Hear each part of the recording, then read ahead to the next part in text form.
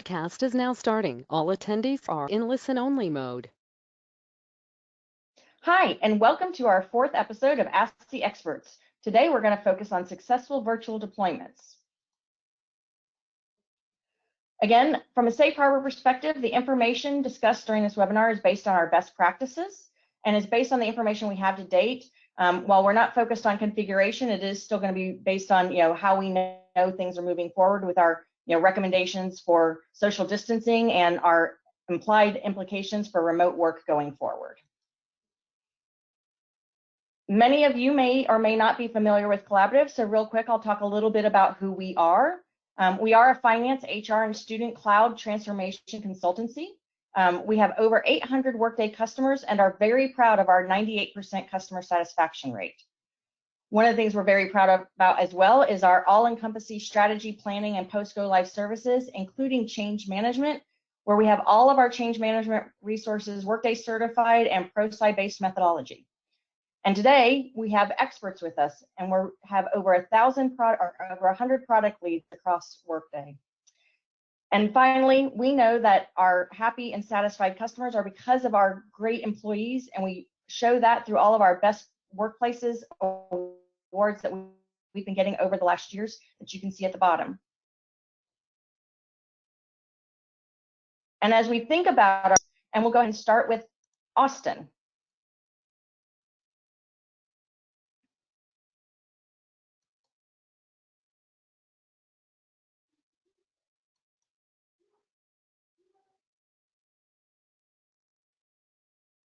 I think Austin, I'm having some trouble unmuting you. Oh, there we are. Oh, can you hear me now? We can. Sorry about that. Apologies.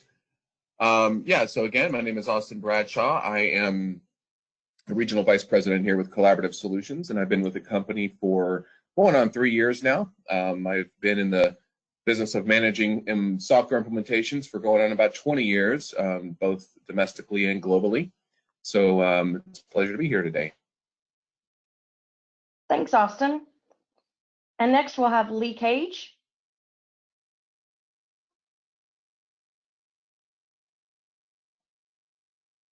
Hi, Danielle. So my name is Lee Cage. I serve on the delivery portfolio team. I'm a testing engagement manager. I support customers doing critical testing activities.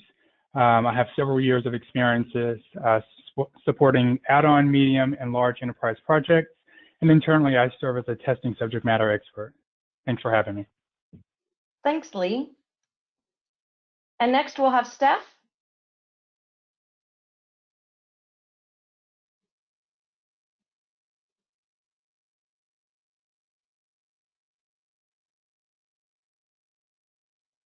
Hi, Steph, we can't hear you. Well, good. I was chatting away with you all. Hey, everyone. My name is Steph Bayman. I swear I hit the unmute button, but it didn't go. I've been with Collaborative for a little over 2 years now in the ecosystem for that same amount of time, but really my experience has been 15 plus years in training, development, and software implementations, anything from a total virtual environment to more of a traditional classroom style setting as well. Excited to talk with you all today. Thanks, Danielle. Thanks, Steph. And finally, we'll have Angela Ward.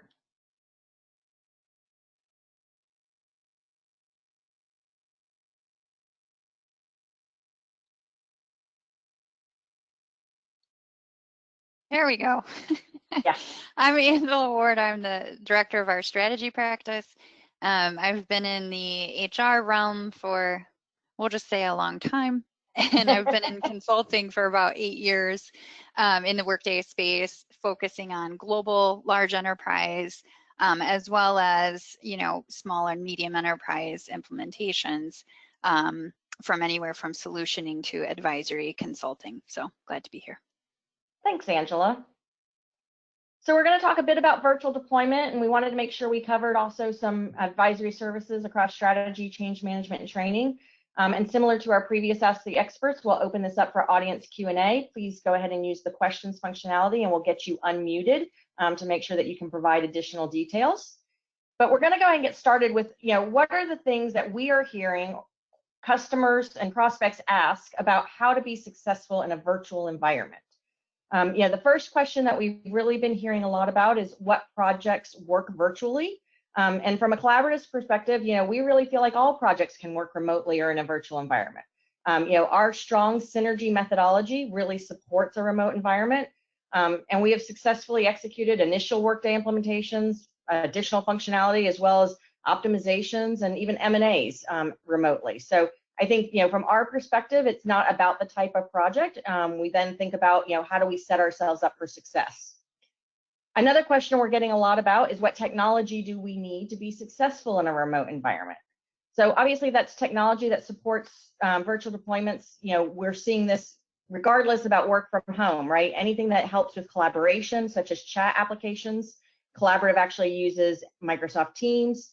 Virtual meeting applications such as GoToMeeting or GoToWebinar, as we're using here, and then cloud-based document repositories. Again, SharePoint is Collaborative's version, but we have a lot of opportunities to partner with our customers on making sure we use the software and applications that work best across the board. I think the other question we're hearing is, gotchas with technology, because I think as everybody's moved to a remote work from home, we've all identified those areas where we can have challenges moving into that technology area. So we want to make sure that you and we work with your IT organization to make sure that your policies and security procedures allow you to actually use our applications. And if your enterprise architect strategy can use yours as seamlessly as ours. So really thinking about what the roles are, what the security is, considerations for any firewalls that we might need to take into consideration. But as part of our planning, we'll make sure we work with you to understand your technology and ours and how they can work together. When we think about keys to success, there's really two main keys on virtual projects, and I think that they're probably the same across the board, but also even for individuals working from home. It's all about planning and relationships. So making sure that you can set goals and objectives, create schedules that enable meeting deadlines, and aligning the technology with those objectives. And then when you think about relationships, this is where we think about partnering and how do you build relationships when you aren't in person.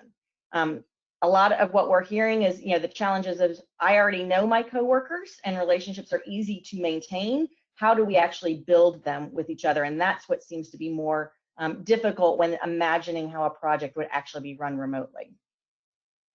What's different remote? We'll work with you to identify any lessons you've already gained from working remotely and tailor our approaches as needed. Like I said, we have a very strong methodology that supports remote deployments, but we want to make sure that we're taking your culture into consideration and any challenges you've had in the past or things that you've identified work well for you, and make sure that we work with you to adjust our methodology to meet our needs to be successful. We also, through our advisory services, have our strategy engagements, and those are frequently in the past have been, more on site than not. But we obviously have worked with our customers, very carefully to make sure that we can deploy those remotely as well. You may see that we'll have more frequent but shorter meetings, use surveys to get information from larger groups of people, and then deliver those workshops to really refine deliverables based on the information gathered, rather than using workshops to generate the information we need to develop deliverables. Change management remote. We also have, the issues about sponsorship, obviously critical for all projects, but especially critical when we're talking about remote projects. Having a senior leader share their goals and objectives and stay engaged throughout the entire project really helps navigate that successful change, as well as identifying effective communication channels and content that will be critical to avoid change exhaustion. And training, there's a lot of questions as well from both our customers who were in the middle of their deployments and had to move to remote as a result of COVID, as well as those thinking about future 100% remote engagements. There's a lot of options to deliver training remotely, and we'll work with you to develop a training plan that works for you. These could include virtual instructor-led trainings, virtual train the trainer, job aids, microlearnings, or even looking at using digital adoption tools. And as a reminder, why we think this is important is because we know that the employee experience is going to drive our customer experience, and how we respond today and the future is going to drive business ongoing. So let me see if we have any questions yet. As you're entering your questions, let us know if you already are in production with Workday or if you're in the middle of an implementation of any size, shape, or fashion. and what functionality you're deploying so we can help make sure that we're answering your questions. But I do want to kind of bring to your attention that we have available on our website, but also here for you is some case studies of successful virtual deployments that we have done in the past. TNTP is really looking at how a nonprofit launched its finance and HR system remotely. So again, going across the board of Workday functionality. You'll see here a bit about the Workday Solutions Deploy, which was really full platform. This project was deployed on time and on budget. We did consolidate disparate systems, reduced legacy accounts on the finance side by 248 ledger accounts, automated month-end closing, implemented Unum HR Connect, and streamlined internal candidate recruiting processes. So a lot of high impact business objectives were achieved by going with a fully remote deployment.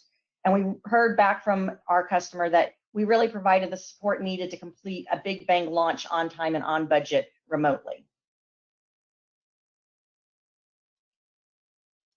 From a global perspective, we also worked with INEO. They're in the manufacturing space based in Austria. Here they had constantly shifting regulatory requirements. The challenge was compounded by the fact that different business units utilize same legacy systems, but they had different processes across the board. They really worked with us to make sure that we could affect, again, those positive business outcomes, and our experience on remote deployments was really key for them. And so from their head of HR operations, that while they've worked with a lot of partners over the last 10 years, that Collaborative definitely stood out as one of the best because of our strong processes and ability to deliver successfully remotely. We've also worked across the government space, so worked with Kitsap County to develop and deliver their Workday deployment remotely, focused on really the HCM systems, and they were very successful. They partnered with us really because of our experience, both from a remote deployment perspective as well as from a county government perspective, that really helped them consolidate their systems, eliminate redundant manual work, standardize processes, and leverage Workday's power of one. And this was really, reflected in, them letting us know that we were a great partner, and go live was very smooth for them. And finally, a company that we're probably all very familiar with, VMware, focused on deploying additional functionality, global absence, time tracking, and compensation.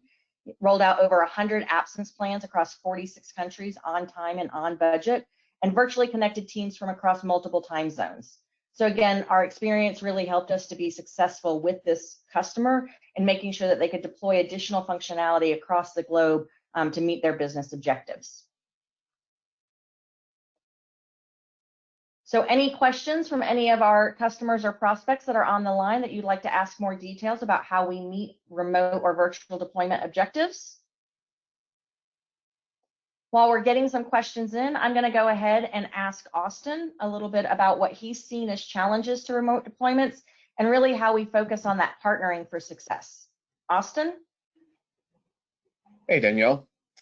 Yeah, so working remotely is definitely very interesting, and by no means can it completely take the place of on-site presence, but it still can be very successful. It's important to try to establish the relationships as best you can remotely, and I know a lot of people do not like webcams. I'm not a #1 fan of webcams myself, but they do serve a very important purpose when you are trying to establish that relationship, and you can use that opportunity for little personal connections, such as pictures hanging behind you, or have fun with backgrounds, things like that soften the mood a little bit and get that rapport going with your customers. It's every bit as important to establish that rapport and that personal touch with your customers as it is when you're on site. In fact, it's even more important because you don't have the luxury of going and sitting there and seeing them face to face and shaking their hand. So that's important. And just kind of as a side note to the relationship side, all of the tools, going from GoToMeeting or Zoom or Teams or whatever you're using, to tracking tools such as your project plan, your RAID logs on your project management site, things like that. All of that is mission critical to maintain and keep that information evergreen as you're managing your project, because when people are distributed around the world, especially in global deployments, or no one ever comes in sight to an office together, everyone needs to know where everything is going to be at all times. Thanks, Austin. One of the other questions that we've been getting a lot as we've looked at customers, especially transitioning to remote or planning for their next remote deployment, is how do you execute testing from a remote perspective? It's often one of our times when we're spending more time together, especially on the client side, to make sure that your teams are communicating. So I'm going to ask Lee to talk a little bit about how to be successful in doing testing in a remote environment. Lee?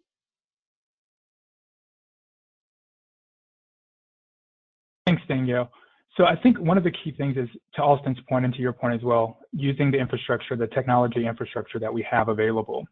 One of the things that we're doing in one of my current projects is using Zoom, which is a great tool, but it's allowing us to use breakout sessions. So we're meeting in the mornings and we're having these kind of war room style testing engagement conversations, and then focusing on part 2 of that in breakout sessions with our customers and delving in with our consultants from the CS side, and then also with the customer functional and architect leads as well. So that engagement is providing an infrastructure where we can communicate, where we can chat, where we can understand what's happening cross-functionally and at the micro and macro level as well. So I think that's been the biggest thing in that technology, and also transparency around things like, hey, I need to share my screen so that you can see what I'm experiencing when I'm going through this test case. That's one key thing. The second thing is, at CS, as you know, we have tools such as Smartsheets that we built out, comprehensive dashboards and analytics. We use those tools to measure success, failure, to triage issues. So there's tons of opportunity there to minimize risk, because we have so much transparency regardless of if we're co-located together or in a virtual session. Thanks, Lee. So I also want to ask a question of Angela, knowing how our, pre-implementation planning or strategic implementation planning projects have worked in the past, adjusting to the 100% remote environment. We've had several that have moved in that direction since the COVID outbreak. Can you tell us a little bit about some of the challenges and successes we've had moving to the new remote environment? Yeah, sure. For those of you who haven't gone through that before with us, our traditional model is to do some somewhat intense executive sessions in the beginning to really outline what the strategic vision is, get everybody on the same page around the guiding principles and the goals that you're trying to achieve with this project, and really how much transformation you're looking for, where you are in that journey and where you're trying to go. And we do that with phase 1 or phase X, people who are already live looking to optimize things like that. And so when we do it traditionally, we get folks together in a room for 3 or 4 hours at a time, and we really go through sticky note exercises and word clouds and all that kind of stuff to really get it honed in.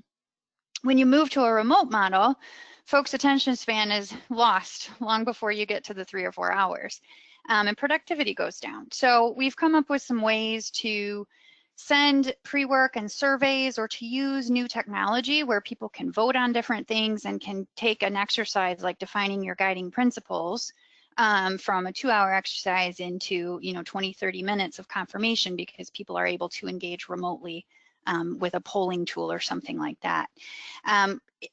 Holistically, we have moved to some new tools where, things like Teams and GoTo and several of the technologies out there now allow you to do whiteboarding while you're on meetings. They allow you to do sticky note exercises. They allow you to do, a lot of these different pieces that you can have it shared with the participants, and they can be, voting on different things. They can be moving things around. They can be whiteboarding. They can be taking notes that are visible. So we've really moved to more of an approach where, if you're in a room and you're facilitating in person, there's that conversation happening, and somebody's off, taking notes, and you get it later. Whereas virtually, you've got folks showing that, sharing that, and you've got the conversation happening, but it's more of a working session. So it's shorter sessions, maybe more sessions, but it's more focused and targeted and geared at, how do we really drive that conversation while folks, can see each other and talk online, and then give them exports of the outputs and time to respond and then follow up on that. Thanks, Angela. I think those shorter sessions are definitely a key as we're moving to the remote environment, because it is definitely difficult. I can attest to this, having been a remote employee for most of my time at Collaborative, except for when I have been on site with customers, that it's a little more difficult to focus on what your meeting is when you can also see your computer pop up with all the other requests from people looking for you. So making sure that you can actually schedule meetings in a format so that people can actually dedicate their time, I think is of critical importance as we look for how to be successful in the timeframes that we have from a remote deployment perspective. Which also brings me a little bit to Steph, from a change management and training perspective, again, we're hearing a lot about partnering and relationships, but when we talk about change management, it's not just the relationships we have with the customer, but how do they build those relationships to really affect that positive change? Can you tell us a little bit about what you've seen from a remote deployment perspective? Yeah, absolutely. And I echo a lot of what Angela has already said, and Lee as well, in terms of making sure everything is more targeted, more focused, we have more transparency. I think one of the issues that we're bumping up against and making sure from an OC&T perspective that we're really getting out ahead of is the messaging that we're sending out. It's very crucial to get the sponsorships involved, making sure the managers are equipped to answer the questions that they're going to get from their employees, and write out communications related to the Workday project. And I would caution us on that. I think our messaging just needs to be targeted and timely. And what I mean by that really is your business is still moving to Workday regardless of what's going on in the world with COVID. And if we hide those messaging, we're maybe afraid to share messaging with our employees because they have so much going on in their lives and with the business as it is. Then by the time we get past this, Workday becomes a surprise project to people. So I would just make sure that our sponsors, the key leaders in your organization, that they're visible. And I would also really make sure your managers are now being visible too, because that's the person the employee is going to go to. So making sure everyone's lockstep, your sponsors to your managers, to your employees. Don't hide the fact that we're still going to Workday. We're going to Workday because it was a business decision made before COVID, and also because we want it to move our business further along, and it's still going to help us. So I think from a communication perspective, that would definitely be my recommendation, is still be transparent, still have those sponsors being involved and very visible as well. Steph, I think that you bring up a really great point, and we've seen with a couple of our customers who, previously didn't have a highly remote workforce environment that obviously needed to move to one as a result of the COVID pandemic. And they really feel like the messaging around Workday at this point is Workday is going to enable them to respond in the future to times when we need to be more remote. So, there's a lot of conversations about how long social distancing needs to stay in place, whether or not there's going to be, secondary outbreaks. But even from a business continuity perspective, there's a lot of challenges that organizations can face, whether they're, natural disasters related to weather, or other issues that we might have going on, in our environment that could really lead us to need to be prepared to deliver remotely. And Workday's ideally suited to help really drive that transition. Steph, what about training? So that's, one of the questions, because obviously, people, a lot of organizations really value that one-on-one time from a training perspective. They like seeing it. How do we help customers evaluate what's going to work for them from a remote training perspective? Yeah, that's a great question, Danielle. And my first advice would be, let's meet you where you're at right now and try to make it a little bit better. So if you're a business already that has micro learnings, on-demand learnings that are out there, quick little videos, it's going to be a little bit easier for you naturally to move to this full work from home environment with remote training. If this is totally new to you, you've done the traditional classroom style, you don't have a high-tech IT department, that's okay too. If you have Zoom is free for the most part. You can get out there and get a free Zoom account. You can go onto Zoom and create your own quick little screen share micro learning opportunities. So what I would say from a training perspective is, yeah, ideally that face-to-face one-on-one training in a remote environment or in a classroom style, particularly with the people that are impacted the most with Workday, your managers, your HR professionals. that would be ideal, but this is best case scenario, right? We're going through a global pandemic. So what's next best for your organization? One of the key things that I would recommend is finding a way to have a training that can span larger audiences. So think about your first time just navigating the mobile app or navigating Workday itself. Make sure you have one training that we can use for all employees. They can view it on their own time. And it goes along with what Angela said too about our sessions now need to be a little bit more focused. So what can we ask employees or managers or HR partners to do when they have the time in their schedule? Everyone's work life right now is just turned upside down. People are dealing with their children, their pets are home, they don't have a home office. So asking everyone to attend a session at a specific time might not work. And so what I would recommend there is just figuring out a way that you can create trainings to spread a vast audience, have it out on an intranet site, if you have to email something out, and then make those trainings to your audiences a little bit more focused. We can use survey tools, we can use screen share, screen capture, people can hop on for some Q&A sessions. You will have, most of you naturally, an environment where they can get in and play around. They can do some of those activities on their own and then pop on with the experts to do some more focused, targeted training. And then the one last thing I would say on that is my key is nothing is longer than 90 minutes. So even if you have a training, make sure it's under 90 minutes, have them do some pre-work and then pop on and have it be a little bit more focused. And one last thing on that I would also recommend is that let's be very timely. Let's be cognizant of what training are they going to get right now. If it is a person who is a manager and we're not even into succession planning and we're not asking people to update their talent profiles, let's not train on it. Let's wait. Let's put it on a sustainment plan. Definitely look at an approach to where you can say, I need to know this today, right now. I need to be trained on it. And then what happens next is we figure out what else are we going to ask the manager, the employee, the HR communities to do, and let's train them at that point. Yeah, jumping in here, I want to make sure and highlight something that Steph said around the longevity of sessions that you're on together. If you go back and you look at the average attention span of any given human, it's not very long, right? So you're not going to be able to pull off a session that's potentially 6 or 8 hours long that you would have been able to do on site because there's little breaks in between and people can get up and go and come back and things like that. It's not quite the same. So make sure and structure those sessions in shorter bursts, 3 hours max, as Steph said, breaks in between. Look for creative ways to hold people's attention. Another thing I'm going to call out the highlight that she said was pre-work. Pre-work is so important. If there's short burst videos that they can watch leading up into a longer session or something like that, homework that they can do, things that they can be ready to answer, have them do that in advance so they come fully prepared for the longer session. That is a very successful technique for working virtually.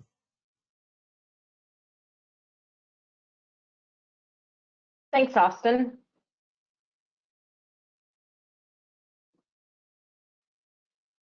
I think some of the other things that we're seeing is obviously, again, I'm going to go back to the lessons learned that as, a lot of organizations have shifted to this remote environment, as we're starting to see, people plan for what recovery and beyond is going to look like. There's a lot of, talk out there about remote being here to stay. And while we understand that not all positions are eligible for remote, obviously, retail workers need to be there in person. Our healthcare workers need to be there in person. We're, still hearing a lot of chatter from the HR community about how, the knowledge workers, the ones that are working in the back offices and the HR and finance organizations are, probably going to still take advantage of some remote work opportunities. I think one of my favorite quotes I've heard so far is that the toothpaste is out of the tube. We can't go back to the way we were doing things before. So we do expect that there's going to be a lot more, remote engagement going on. And as you learn how remote works for you as a company, as an organization, it really, brings to bear making sure that you open that up from a partnership opportunity with us to share with us what you've learned as you've moved to that environment.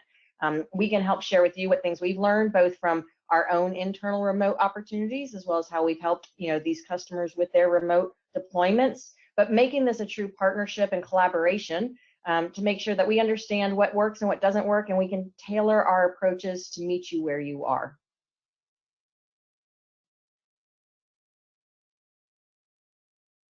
So that was really all of our questions that we had been hearing that people had submitted in advance, and I don't see any coming through our webinar today. So I know we had allocated 45 minutes, but I am pretty sure if everybody's as busy as we are, that you will all appreciate the extra 15 minutes back in your day.